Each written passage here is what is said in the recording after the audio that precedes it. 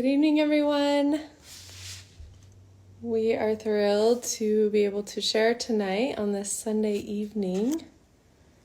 Going to add in Rebeka from A&J Patient Advocacy. Let's add her on.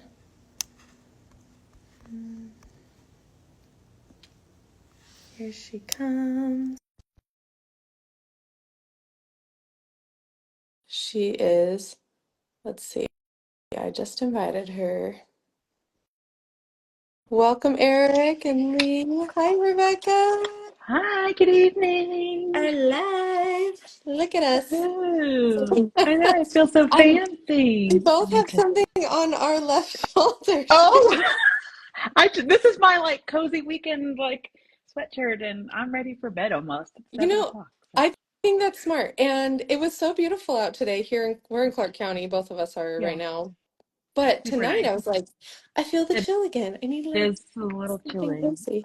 I know, like the weather. And then I have family on the East Coast in North Carolina, and they got 6 inches of snow Oh, over like Wednesday, Thursday, Friday, in the northern part of North Carolina. But then where my husband's family is in Charlotte, they got like a sprinkle, and I was like, oh, wait a minute, spring starts in like a couple weeks, right? yeah, yeah, What totally.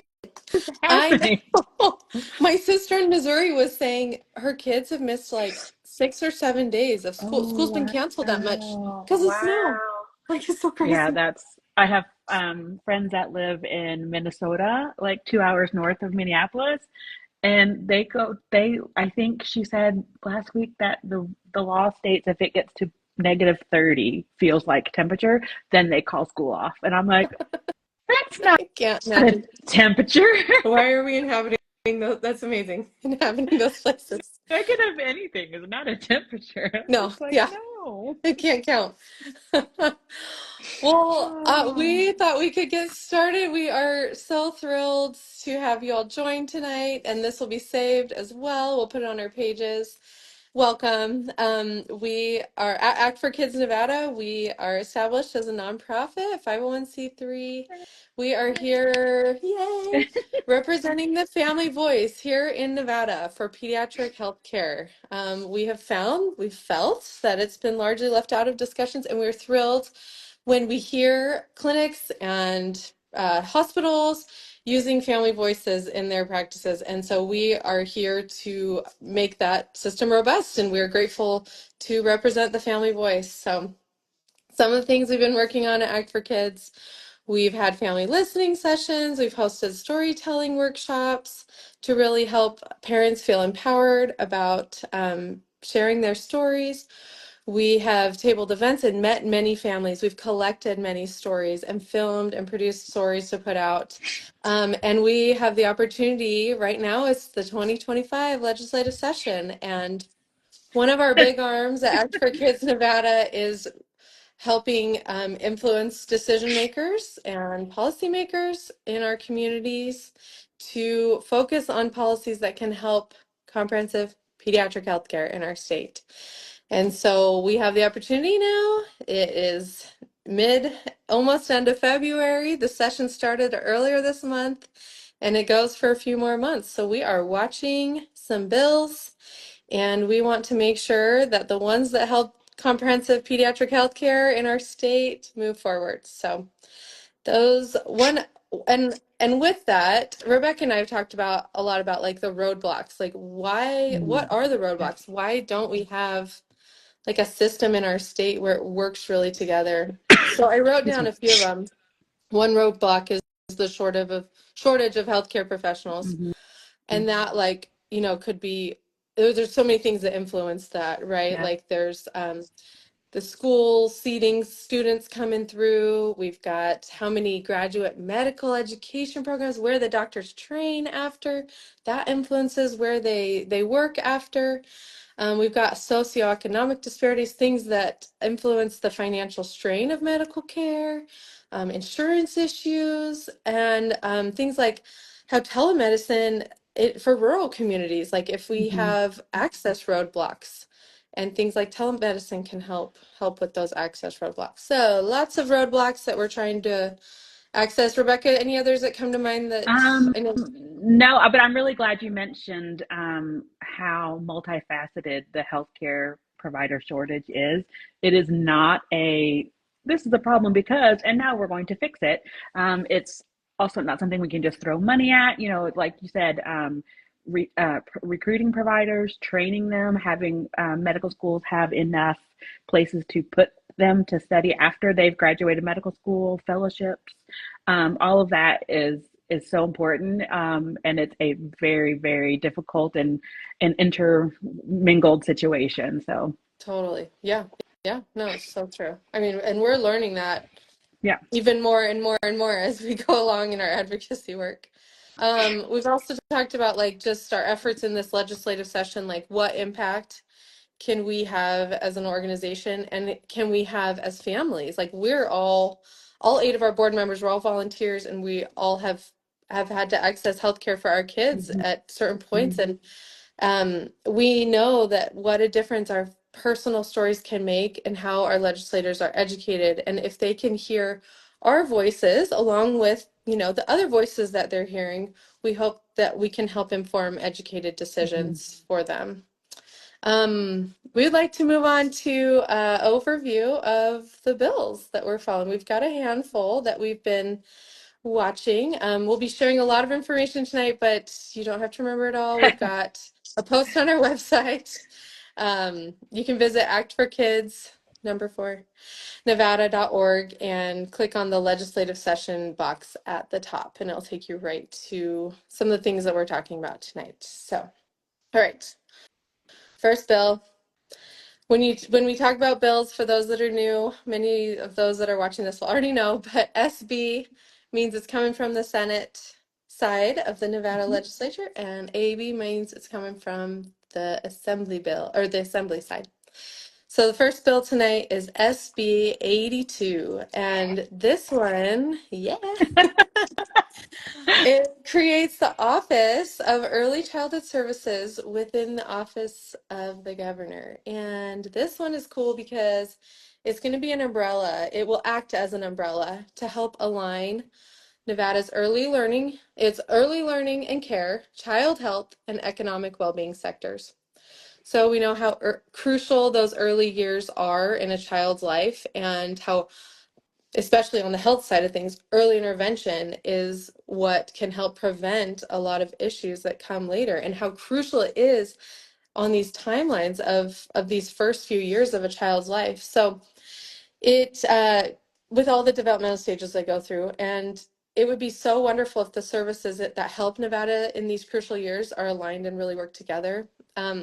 One thing I wrote down, Children's Advocacy Alliance has really been championing this bill. So one thing that they shared was WIC, Medicaid, SNAP, and child care subsidy, and more have nearly identical eligibility requirements. Yet a Mm-hmm. family must fill out separate applications for each one, and often aren't even informed of their eligibility for these benefits. So they could be using like a couple of these. And Jocelyn, I see you said early intervention services. Yes, as far as we understand, it is a 100% all the early intervention services as well. That would be under the health portion under the umbrella. So yeah, thank you for asking. Um, and oftentimes they're not informed of the eligibility, so they could be using WIC, but they have no idea that they could also qualify for the child care subsidy, and like how Mm-hmm. it's it's not streamlined right now, and how wonderful will it be for these families to receive this comprehensive and timely care. And we know that health is impacted by all these other factors in their life, their poverty level, their learning opportunities, who and how they are cared for. And if those resources can be in their life early on, and work together better, then they'll have, leaps ahead in their Yeah. developmental, stages in life Yeah. there. And I just want to add, Chelsea, that this one gets me really excited because it creates a body of authority and groups of people and organizations looking at this specific time, right, for children's health and well-being. We don't have that right now, right? We don't have any body that has the authority to take a look at all of the services, what's going well, what's not working, what do we need to tweak. they're all very siloed and doing individual services, but there's nobody kind of looking at everything. And I don't know about you, but my kids don't take off their illness when they go to school or vice versa. They Yeah. can't put it in their pocket. It's really difficult for adults who are having stress in life to go to work and keeping on. And children just are not built to be able to do that. So Yes. I'm really excited about this, creating that umbrella with people that are looking at children's health and well-being on purpose. Yes, yes, yes. No, you're so right. I think it's going to just be such a targeted way, and they will do Mm-hmm. yearly reports to the governor, which is so Mm-hmm. cool because we will have, Yeah. be able to see Yeah. And I what they're see working on. Jocelyn, she just put another comment Yeah. that early intervention services are being impacted by budget right now. And isn't that always the case? It feels like. So she's going to legislative budget meetings to hopefully continue that funding. Keep up the keep up the work, Jocelyn. That's awesome. I feel like that so much of uh, the history of children's health and well-being in Nevada has always come down to budget. And I think, in my personal opinion, and I think of most of the volunteers on the board at Act for Kids, is that we need to, as a state, fund these initiatives and show that we are committed to raising the next generation of Nevadans, right? So kudos to you, and thank you for all the work that you're doing for that. Thank you, Jocelyn. And we've always said at Act for Kids here, it's like the children are the future of our community. Like everybody should Mm-hmm. care about how children's health is going because in 15 years that 3, 4, 5-year-old is going to be an adult. And if they don't have their needs met they're going to be an adult just like the other people. So anyway, our next bill is SB 185. And this bill requires Medicaid to reimburse family members of chronically ill or disabled children for providing personal care services. The current law only allows for payment of these services to non-related caregivers. First hearing was last week on the 18th, and you can watch the recording on the Nevada Legislature website. You can also read the opinions and comments that were submitted. We had submitted a letter, and Rebeka had done one as well for A&J Patient Advocacy. We don't have a date for the next hearing, but this one is we feel like really aligns with our mission because these family members are, especially in Nevada, where we have fragmented healthcare for kids, the family members are taking on extra load to be able to do the case management. Where's my child need to Mm-hmm. go? I need to call this office, blah, blah, blah, all over town or out of state to get certain things that they need.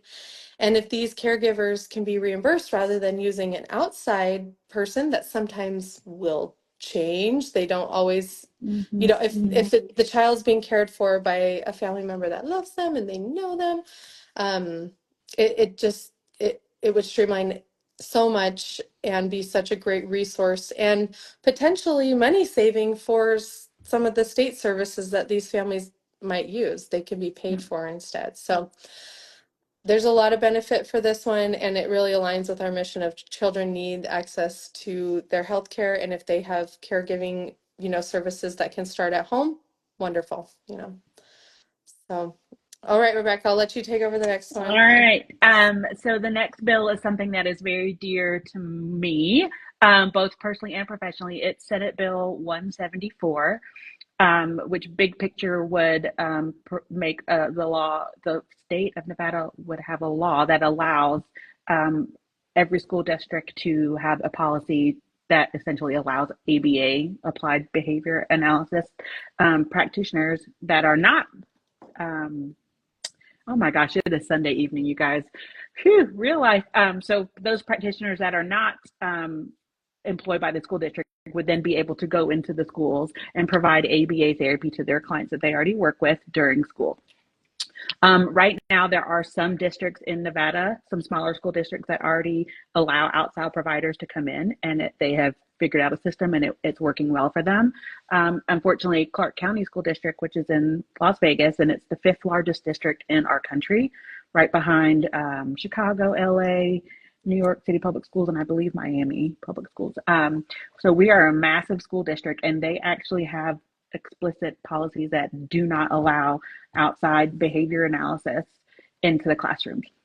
Um, unfortunately, once a kiddo with autism gets to school age, they are being forced to choose between going to school or receiving their ABA therapy because they're in school 30 to 35 hours a week, depending on transportation time and what have you. Um, and this is a service that school does not provide. It is not it's not in anyone's IEP. This Clark County School District does not provide it, period. So we really want Nevada to provide these children and teens with autism access to the medically required care that they have been prescribed.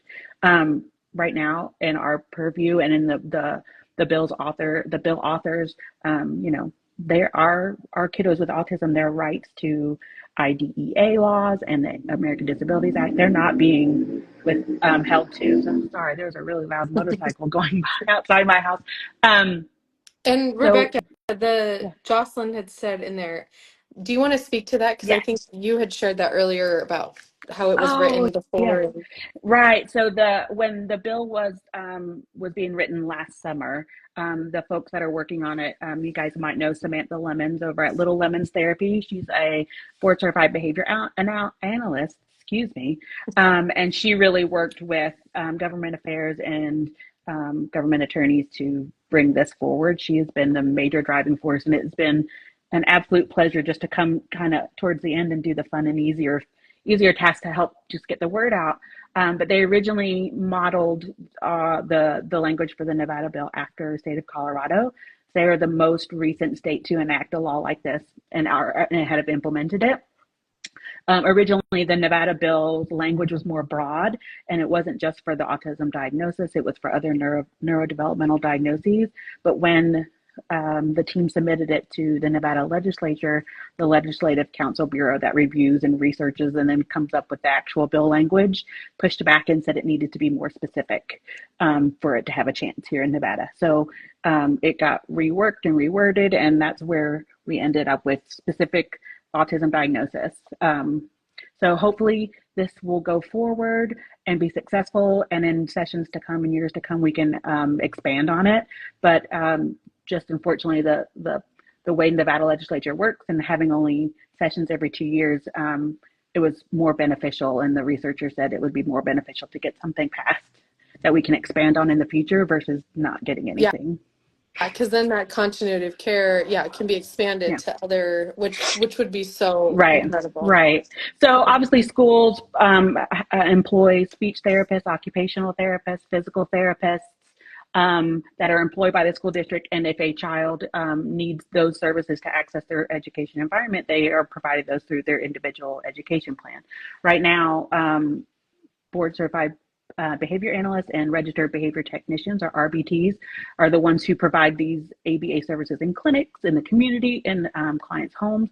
They are expressly not allowed into Clark County School District. So we are hopeful that this will go forward and really open the floodgates to really support our kiddos who spend the majority of their life in the education environment and are getting very little support for the actual environment that they're in. So I'm super excited. The first hearing is scheduled for this Wednesday, it's the 26th, at 1:00. So I'll talk later on about how to follow bills and track them and make comments and things like that. But this one is going to be real. I'm really excited for this one. And rarely do I say I'm excited to go testify to the legislature. Yeah. And then the other bill that we're watching at Act for Kids that I'm excited about is SB 165. And this essentially is going to provide for the licensure and then the regulation of a new profession. So this was championed and really written from the ground up by Children's Advocacy Alliance, who are absolutely incredible. They have done all the legwork. They have visited universities and programs in the state of Oregon because they have done this, and it has been immensely successful. So the Balmer Institute in Oregon, I believe they're associated with the University of Oregon. I don't want to offend any football fans. I think it's the University of Oregon Ducks. I'm not sure. But they have created at their university a bachelor's degree, so a 4-year degree level mental health and wellness practitioner. I'm not sure what the exact license is called. But essentially, they have created a whole new subset of the mental health workforce to be able to work on preventative measures and really build up that prevention focused workforce, which for Nevada, and we're talking about pediatric mental health, we have next to zero. And so we're putting people into the workforce much sooner than if they had to get their PhD, right? And we're giving them very specific licensing guidelines, very specific working and treatment guidelines, what they're allowed to do in comparison to a psychologist or a master's level counselor. Excuse me. So we will be watching this one really, really, really closely. And again, this Wednesday is a big day because the hearing is at 8 a.m. on Wednesday. So I'm excited to hear Children's Advocacy Alliance do their full presentation. I'll be making comment and support, and I think a lot of the organizations and professionals that work with Children's Advocacy Alliance and the Mental Health Coalition are going to be there. This is a huge one, and if we can copy paste essentially what Oregon has done, it would be immensely impactful in the next 4 years here in Nevada. We don't have to wait 10 or 12 more years, right? Our kids can't wait that long. We've all seen the news and the kiddos that are, you know, profoundly challenged with mental and behavioral health stuff, and they are shipped out of state to be in institutions or hospitals. Yeah. We are in severe crisis, right? So we can't wait another 10, 12, 20 years. So I'm excited because this is a really, really good attack at one of the prongs of our shortage, and it's quick moving as fast as it could possibly be. So again, that hearing is coming up on Wednesday at 8 o'clock in the morning. And I encourage everybody to go and read SB 165. I know it's like political or legal lingo a lot on there, but it really as an advocate for kids, it gives me hope that, you know, in 4, 5, 6 years, I won't have to tell a family that reaches out for help and finding care for their kiddos for mental health that I'm so sorry, these are the 3 resources that are available. I would call every single one and just get on the wait list, which could be months to years long. So I am hopeful that this will make a big difference. Yes. And then Chelsea, you can help me out with this one because so those are the 4 bills that we at Act for Kids are watching really closely. Like one of us is checking them every day. We're at the hearings. We're calling in to make comment and to listen to everyone else's support or opposition comments. It's important to know both sides of the issue and who is championing these things. But there are also a chunk, I think there's probably like 8 or 9 at this point that I know of, and that there's always more popping up. Yeah. They're bills that really, they're kind of academic, I would say. They address licensing for different medical professionals and interstate compacts. So interstate compacts, for example, would mean like a nurse, let's say, a registered nurse in Arizona. If we had an interstate agreement with Arizona here in Nevada, they could move to Nevada. And while they're working on getting their Nevada license, we would honor their Arizona license so they could continue working, right? Across the state lines, yeah. So I know that there are some medical licensing professions who already are parts of compacts and interstate compacts like that. But right now, this session in Nevada, I know there are bills that would enter Nevada into those compacts to make it easier for providers to come here, for physician assistants and associates, for audiologists, for speech language pathologists and speech language pathology assistants, for occupational therapy and occupational assistants, mental health counselors. That's a big one, right? Because we have such a shortage with Did you see your bubble pop up? I don't know. I can never get it to do it when I want to. That's great. Good gracious, right? We should really do this on a Monday when I'm fresh.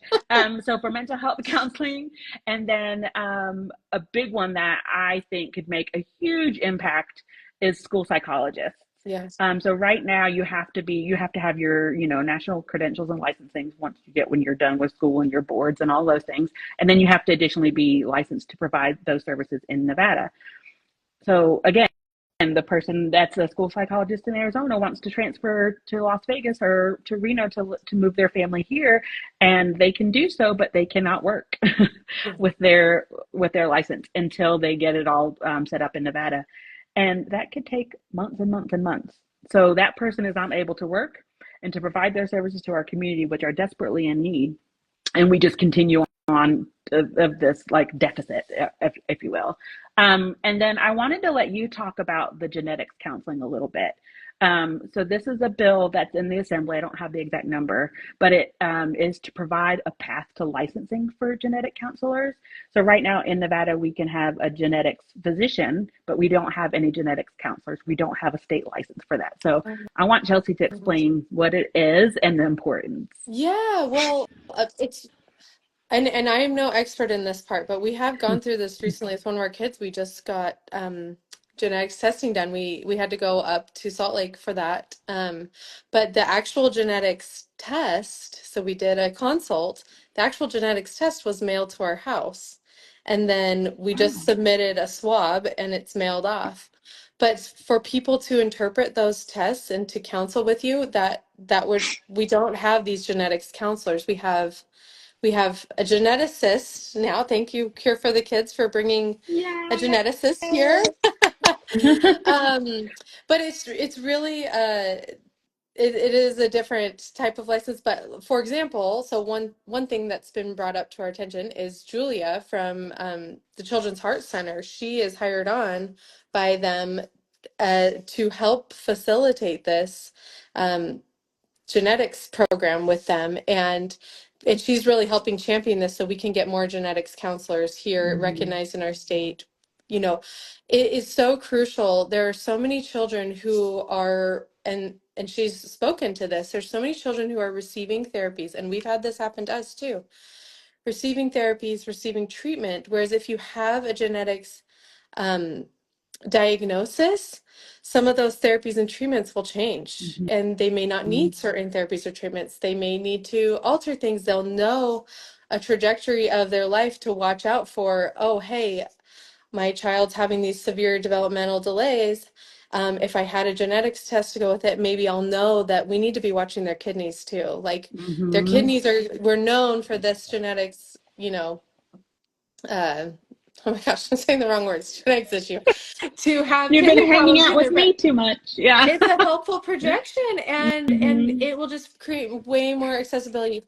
I was told by our early intervention specialist that the only a few couple years ago that the only geneticist in Clark County, I'm talking about Clark County because that's where we were receiving care, but was taking cash only, and then that people who drove to St. George, it was way overburdened in St. Mhm. George. And so it's like, Yeah. come on, like we've got to have this accessible. Yeah. I Melissa, was going to say, Melissa asked a great question if there's a local geneticist accepting new patients. So Cure for the Kids just announced that they hired someone. They're actually having like a um, open house, I guess it would be tomorrow evening to introduce the new physician to the community.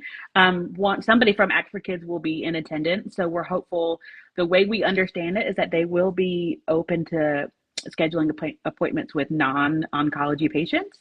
So we will definitely follow up and let the community know if that's the case. We're really yeah. excited. And I'm sure they'll be posting on their pages too, and we'll Yeah. share, any information because this is a big one too, just Yeah. the geneticist part of it. But thank you, Melissa, for asking that. Yeah. So these licensure, I mean, we talked about the roadblocks at the beginning of this and just the licensure issue of ease of getting your license here and transferring Mhm. license. It's all a big connected thing, and it all should help. It all will help, attract more providers here.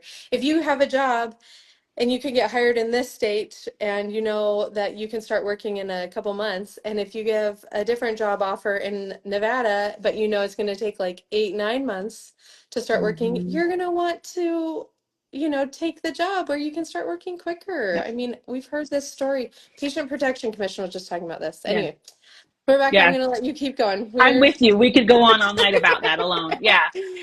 So before we wrap up, I wanted to just give everybody some quick and dirty, easy ways that you can participate. I know not everybody is built to go sit in front of the legislature and make a comment, and I would love for everybody to do it as an advocate, but I get it. It's not everybody's cup of tea.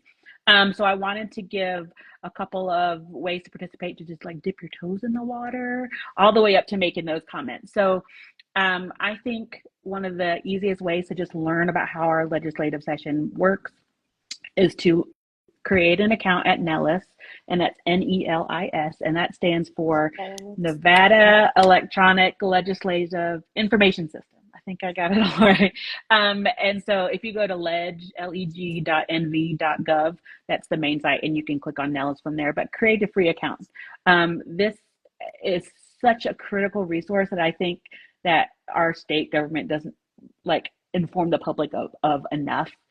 Create a free account. You can go through there and look at Senate hearing agendas, what bills are under what committees. You can learn about the different kinds of committees in the House and in the Assembly and in the Senate. You can figure out who are their chairs. You can definitely figure out your legislators and then learn about them and what issues are important to them, what committees they sit on, and see if there's any overlap between what matters to your family and what your elected representatives serve on. Thank you for putting those in the comments there, Chelsea. And so yeah, here we go. And so definitely visit Nellis, create that free account. You can track up to 10 bills, and they'll send you daily updates via email, like this bill has a hearing, or that kind of thing. And then the other really great thing, for someone who's a little nervous or new to just participating in civic stuff, is that you can, in Nellis, when you click on a bill and read about it, you're like, oh, I really like this. I want them to know that, hey, it's kind of like voting for it. I support this, or I feel really strongly this would be bad for Nevada's children and families. I oppose this. So there is a way you can click opinions and write from the bill and choose, oppose, support, or neutral. You have to put in your name and home address, and that's not posted. It is just so that they can verify you are a resident of Nevada. And then there is a section for comments if you wanted to make a comment that is publicly available and in more detail, but you can literally just say oppose, support, and then put your name and hit submit. And the legislators do absolutely look at the opinions and the votes on Nellis. Because they understand not everybody knows or can participate live in a hearing, but this is a way that you can do it from your phone while you're in the bathtub after the kids have gone to bed. And really, I've done hundreds of them because I can just go down a rabbit hole and you just click yes, yes, yes. And then for those who are more wanting to participate publicly and to submit a public comment, you can either do that in writing or spoken during the hearing. The written ones are pretty easy. If you want it to be just to your senator to let them know, hey, I support this, or just the committee that's hearing this bill, this is important to me, here's why, and you can send an email directly to them. They'll get it, it gets counted, and it's not public record. If you want it to be public record and be attached to that specific bill, you can send it to the committee email address, and it will be part of the record, and it will be attached to the bill, and you can see it on Nellis like 2 days after you send it in. That's really cool for me. So when I support a bill as a professional advocate, it's got my letterhead and everything, and it's in there. And so years from now, we can go back and say, hey, we supported this measure in 2025 and it didn't go through. This was the opposition. So now we're going to build on it and keep going. So because we meet only every 2 years, sometimes it takes 2 or 3 sessions to get a bill, a concept passed through. And so you really have to keep that history, and people change jobs and roles in different organizations. So having that history of support is really important. And then if you want to get really, really awesome and speak during hearing, you have 2 minutes to do so. You can do that in person by going to the legislative building in Las Vegas, or if you're up north in Carson City. And you can also call in on the phone.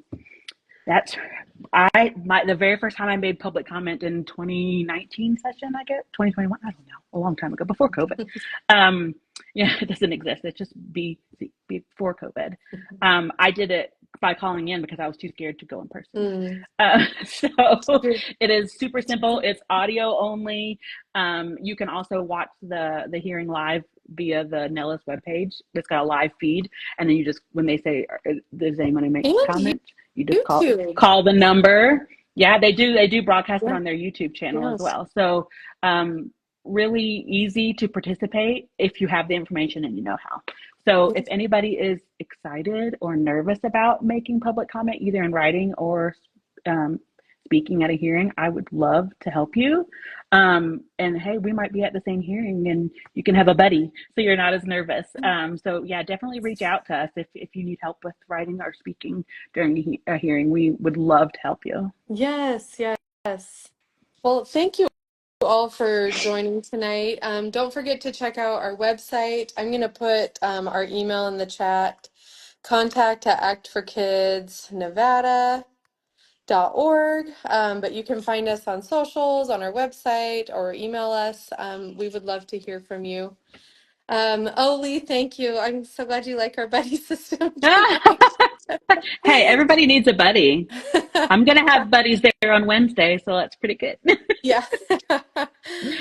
So please reach out if you would like to contact us. So anyway, have a good night. Happy Sunday Thanks, evening to everyone. everybody. Have a Bye. good week. Bye.